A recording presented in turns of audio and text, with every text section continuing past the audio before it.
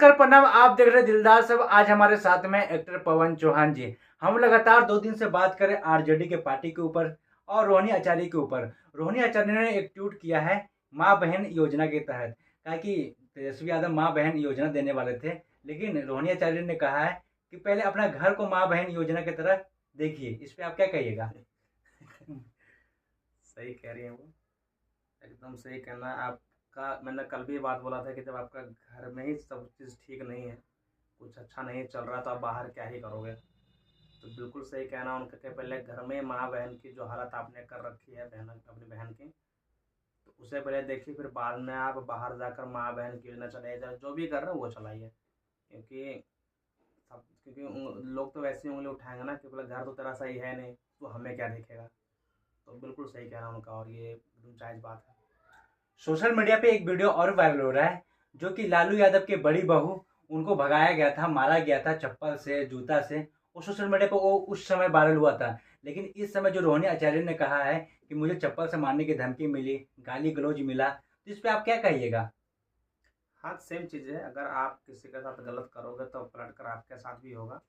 और उनका ये पास्ट रहा उनके घर में कि पहले जैसे बताया हमने कि उनकी बड़ी बहू के साथ ऐसा हुआ, ऐश्वर्या के साथ, और फिर आज उनकी बहन के साथ हो रहा है। तो कहीं ना कहीं कमी है तेजस्वी और तेज प्रताप यादव में, लालू के परिवार में, जो भी है वहाँ के पुरुषों में कमी तो कहीं कुछ ना कुछ होगी ही। तभी औरतें शिकार हो रही हैं। और अब अंत में तो आपकी पहले तो बहू उठ कर आई थी, चलो बहू का तो फिर भी समझ में आता है, क्या बोलो कि ऐसा कर रही हो, ऐसा कर दूसरे रही हो, घर की थी। दूसरे घर की थी। बट वो तुम्हारी अपनी खून अपनी बहन जो है तुम्हारे ऊपर आरोप लगा रही है, इसका मतलब है कि आप सरासर गलत हो।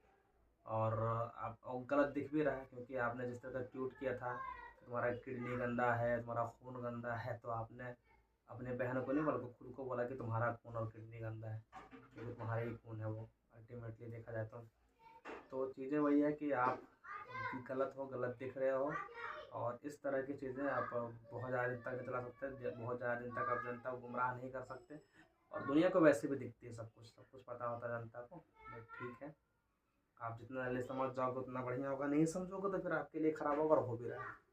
तो लालू यादव के घर में तीनों बेटियां गई थी कि आरजेडी को बहुत बड़ी जीत होगी तो जश्न के लिए। लेकिन आज कल के समय में एयरपोर्ट पे देखा गया कि तीनों की तीनों बेटियां अपनी घर की ओर लौट आई है। तो आप इसको किस नज़र से देखते हैं? क्या उनमें भी अनबन हुआ होगा, निशा मीसा भारती में, ये सब वगैरह में? ऑब्वियसली कुछ ना कुछ तो रहा ही होगा, तभी नाक खुश दिख रही हैं। अगर एयरपोर्ट पे लौट रही थी तो उनके कोई घर वाले नहीं थे साथ में छोड़ने वाले, आई थिंक। तो अकेले थे, तो जाहिर सी बात है, अगर आप जैसे हम अपनी बहनों को अपने बेटियों को विदा करते हैं तो ऑब्वियसली हम घर तक या यहाँ तक कि उनको घर तक छोड़ कर आते हैं, घर पे की तरफ उनको छोड़ के आते हैं। और इनके साथ कोई दिखाई नहीं दे रहा था, तो जाहिर सी बात है कि कुछ ना कुछ दिक्कत तो रही होगी।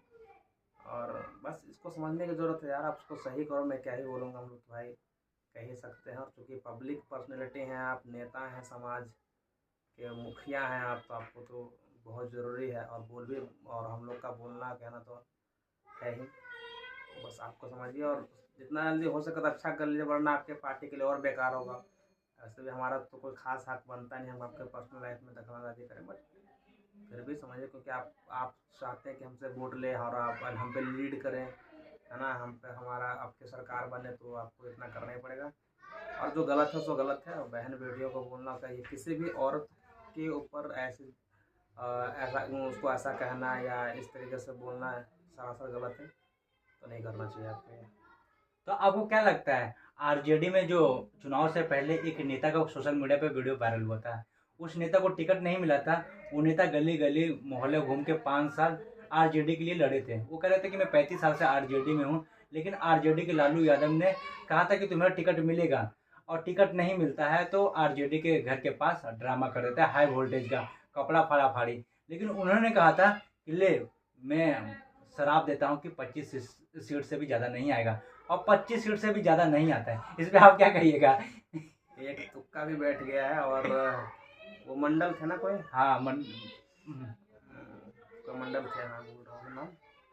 हाँ, तो वही है यार, आपके लिए अगर कोई आपके लिए काम कर रहा है पूरे शिद्दत से, पूरे मन से, तो हर किसी को एक्सपेक्टेशन होती है आपसे। जैसे कि मेरे साथ ही कोई काम कर रहा है, मेरी टीम काम कर रही है, तो उनको मुझसे कुछ लगा एक्सपेक्टेशन होगा। है। हाँ, मतलब कुछ वो है, इच्छा है कि भाई आगे चल के ये भी हेल्प करेगा मेरा। हेल्प करेगा, कहीं ना कहीं मुझे मदद करेगा किसी चीज़ में। तो हर किसी की एक्सपेक्टेशन होती है आपके साथ, तो अगर आप उसको उस तरीके से नहीं करोगे या वैसा ट्रीट नहीं करोगे, उसकी रिस्पेक्ट नहीं करोगे, तो जाहिर सी बात है आपके प्रति वो चीज़ें बैकफायर करेगी।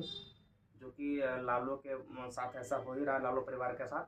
क्योंकि पहले उनकी वाइफ तेज प्रताप यादव की वाइफ के साथ हुआ, बहनों के साथ हो रहा है, फिर बड़ा भाई निकल जाता है पार्टी से, घर से, और फिर पार्टी के कार्यकर्ता लोग आपके साथ इस तरह व्यवहार करते हैं, अपने घर के बाहर धरना दे रहे हैं अपने हक के लिए, अपने जो भी उनकी इच्छा है उसके लिए। तो गलत है। जब तक आप अपने पार्टी को, अपने टीम को, अपने परिवार को परिवार की तरह नहीं समझोगे, उनको नहीं मानोगे, तो गलत होंगे आपके लिए, किसी के लिए भी। चाहे कोई भी काम हम करना चाह रहा हो, ज़िंदगी में कुछ अलग करना चाह रहा हो, तो अपने टीम के जो भी लोग हैं उनको एक परिवार समझिए, उनको अपने जैसा समझिए, अपना भाई समझिए, और उनकी जो भी इच्छा, क्योंकि हर कोई भी आपके साथ जुड़ रहा है, तो हर किसी का कुछ ना कुछ स्वार्थ होता है, कुछ ना कुछ एक मतलब होता है कि यार अगला बंदा मेरे लिए भी कुछ करेगा, बॉन्डिंग टाइप की होती है। हाँ हाँ, एक हाँ, कि अब मेरे टाइम आने पर, समय आने पर मेरे भी हेल्प करेगा, मेरे लिए भी कुछ करेगा, या मेरा भी कुछ फ़ायदा होगा, तब आपका साथ जुड़ता है। अगर उसका साथ ऐसा होगा नहीं तो फिर क्यों ही जुड़ेगा किसी के लिए, ना। तो बात यही है।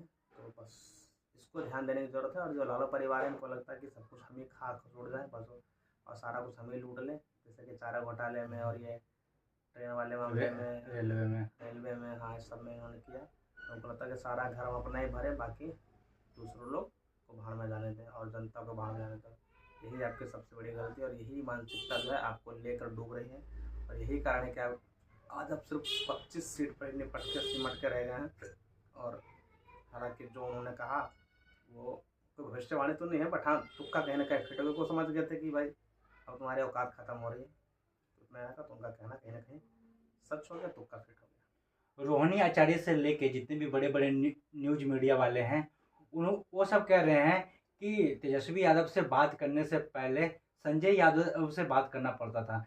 संजय यादव उनके मुखिया हैं, चौड़किया हैं, वही रणनीतिकार हैं, वही रणनीति बनाते थे।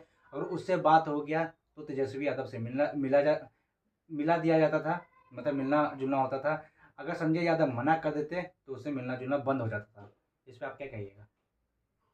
हर बड़े लोगों का मैं चौचला देखता हूँ कि अरे अब तो ऐसा भी क्या यार कि आपके माँ बहनों को बात करने के लिए आपके मैनेजर, आपके सेक्रेटरी से बात करना पड़ेगा, उससे अपॉइंटमेंट लेना पड़ेगा। तो ये तो फिर ये तो गलत चीज़ है। मतलब मैं पवन सिंह के केस में भी सुना कि उनकी वाइफ बोल रही है कि मुझे उनसे बात करने के लिए पहले उनके जो इर्द गिर्द जो घूमते हैं, उनका जो मेन है, उनसे पहले बात करना पड़ता था, उनको फ़ोन करना पड़ता वो था। पवन सिंह से भी बढ़ के हैं।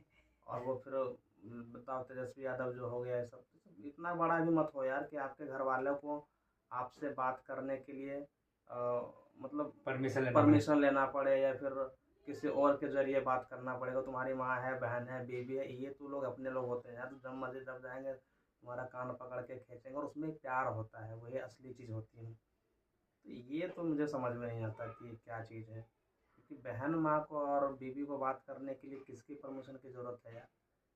ये गलत चीज़ है ये कहीं ना कहीं। तो इस चीज़ को सही करना चाहिए। और जितना भी कोई बड़ा आदमी बन रहा है, पैसे वाले बन रहा है, उस पर ध्यान दो। ऐसा मत करो जो दूसरे लोग समझ में आता है कि बाहर से कोई आ रहा तो उनसे मिलने के लिए ठीक है, अपॉइंटमेंट लेने की ज़रूरत है, पूछने की ज़रूरत है, लेकिन घर वालों के लिए ये मुझे समझ में नहीं आता। ये चीज़ गलत है। और अगर ऐसा कुछ होता है तो आप लोग फिर सही करो, ये मत करो, हमें क्या, बट ठीक है, फिर भुगतों को नहीं करोगे तो क्या। तो ये थे पवन चौहान जी, जो कि आरजेडी के परिवार के बारे में बताए, आरजेडी के भलाई के बारे में बताए। क्या इनके बातों से सहमत है तो कमेंट में अपना राय जरूर बताइएगा, और प्लीज़ वीडियो को पूरा देखिएगा। जय हिंद, जय भारत।